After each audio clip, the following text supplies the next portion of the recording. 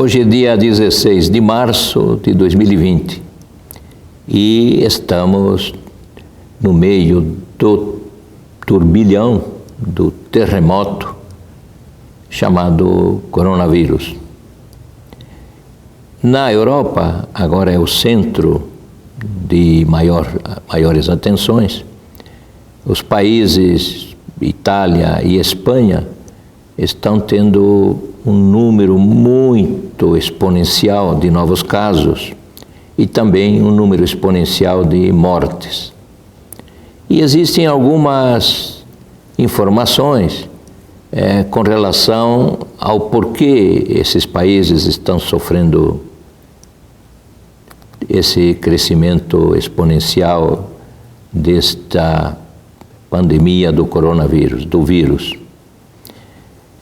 Segundo os especialistas, na Itália seria porque a população de maiores de 70 anos, maiores de 80 anos, é muito acentuada. E na Espanha, a motivação maior teria sido porque o governo populista, no dia 8 de março, conclamou milhões de pessoas para irem às ruas em defesa dos interesses da sociedade, da mulher. Era o Dia Internacional da Mulher.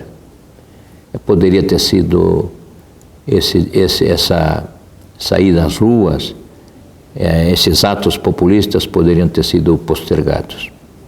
E isso acaba explicando porque há maior incidência em Madrid, a capital da Espanha, do que em outras cidades espanholas. Os atos populistas criaram esta exponencial. Na Itália teria sido o fato de um colapso total do setor público no tocante ao serviço de saúde. Já há, naturalmente, uma demanda por esse serviço de saúde e a oferta de leitos hospitalares não cresceu à medida que a demanda foi crescendo. A oferta cresceu de forma aritmética e a demanda por leitos hospitalares crescia a formas exponenciais.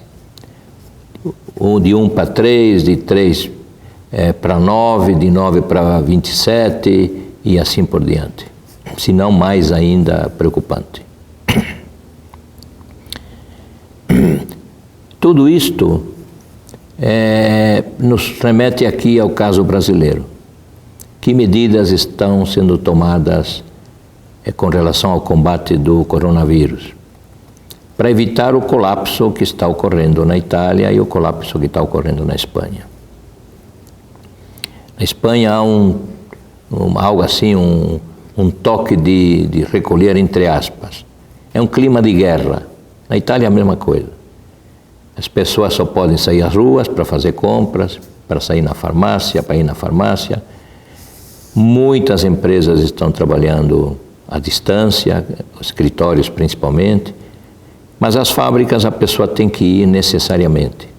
Aí temos a questão dos deslocamentos, das aglomerações nos metrôs, que devem ser totalmente evitadas. No caso brasileiro, a intenção é aplainar esta curva, em vez de ser uma exponencial, que seja uma geométrica, digamos, ou uma progressão mais leve. Com isso, nós teríamos menos contágios, menos pessoas infectadas ao longo de março e abril, relativamente aos países europeus, mas postergaríamos a questão até o mês de maio e junho. Me parece, segundo as opiniões que eu acabei lendo de especialistas, me parece que esta postura é extremamente boa e pode evitar, digamos, o colapso do sistema de saúde pública. É preciso não ter pânico, ter os cuidados necessários que os médicos estão dizendo, de lavar as mãos, de evitar os abraços, os beijos aos quais nós estamos acostumados e tomar uma série de medidas normais de evitar aglomerações. Por exemplo, no meu curso da USP, por decisão do senhor governador, não, aulas presenciais estão proibidas, mas eu mantenho e já mantenho com os alunos um contato através das mídias e YouTube e através dos sistemas internos que continuarão sendo extremamente eficazes. Gravarei as aulas e as colocarei para os meus alunos do meu curso lá na Universidade de São Paulo. Nada de pânico. Todo cuidado é fundamental para a saúde.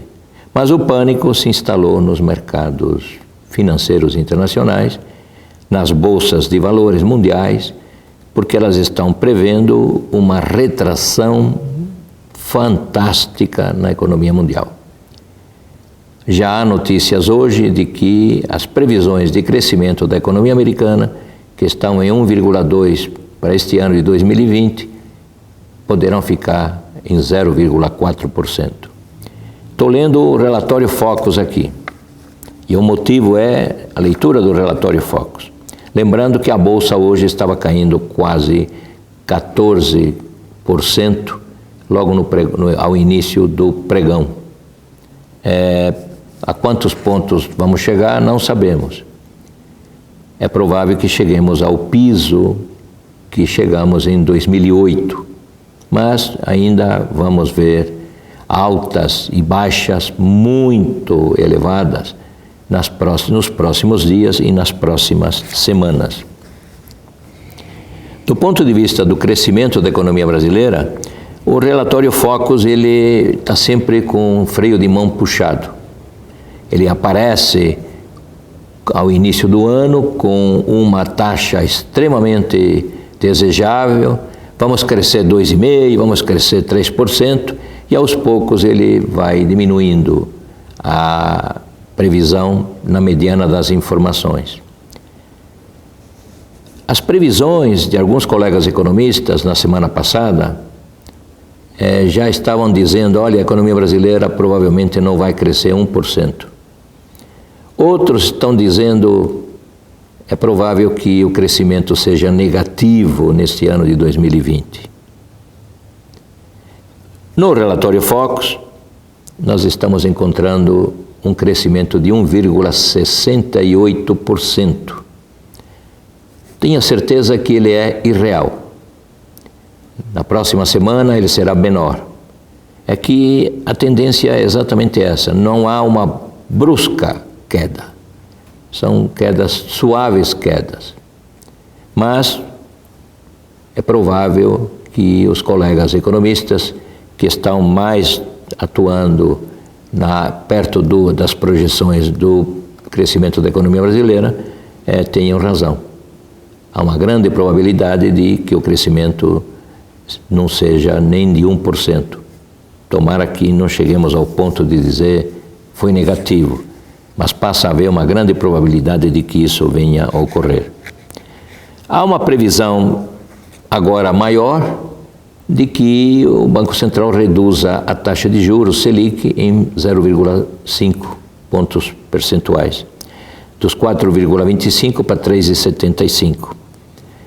O Banco Central também, semanas atrás, diminuiu os compulsórios dos depósitos a prazo. São medidas que buscam aumentar a liquidez do sistema bancário. Taxas de juros menores também são bem-vindas, até porque nos Estados Unidos da América a taxa de juros pelo Federal Reserve, ficou próxima de 0%. Houve um aumento aqui na cotação do dólar, a última cotação era 4,20, agora está 4,35. Também o dólar ele vai se ajustando devagarzinho para os padrões de hoje. Hoje bateu quase R$5, ou está passando dos R$5 no comercial, em muitas casas de câmbio.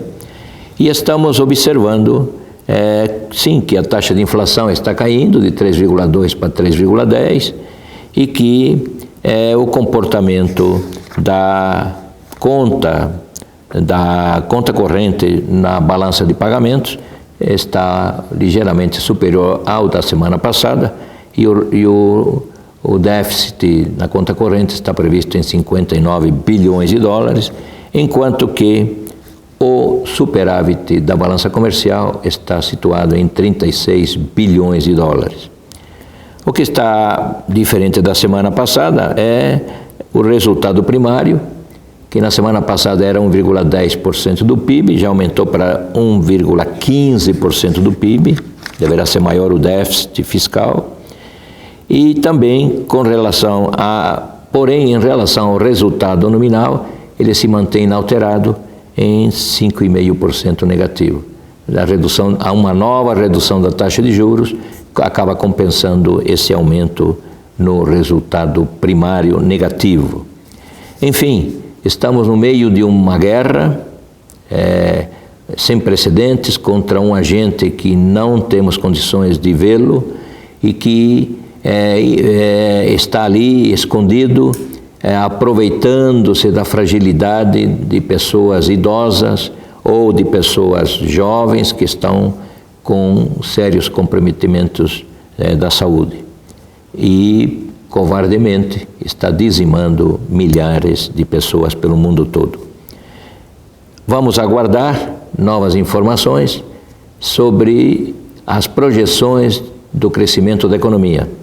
Lembrando a todos vocês que este Boletim Focus, você pode vê-lo quantas vezes você quiser no site, no YouTube, no site Ordem dos Economistas do Brasil.